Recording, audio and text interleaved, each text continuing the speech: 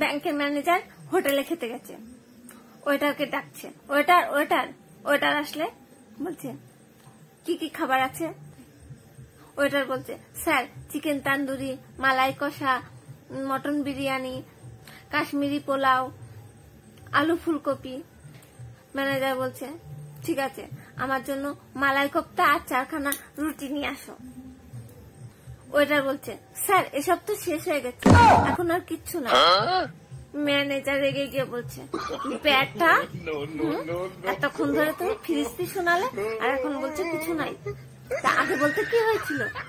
Waiter বলছে sir আমিও রোজ ATM এ যাই, আমাকেও বলে পিনকোড দাও, অ্যামাউন্ট দাও, রিসিপ্ট দাও, সবকিছু দেওয়ার পরে পরে বলবে নো চেক।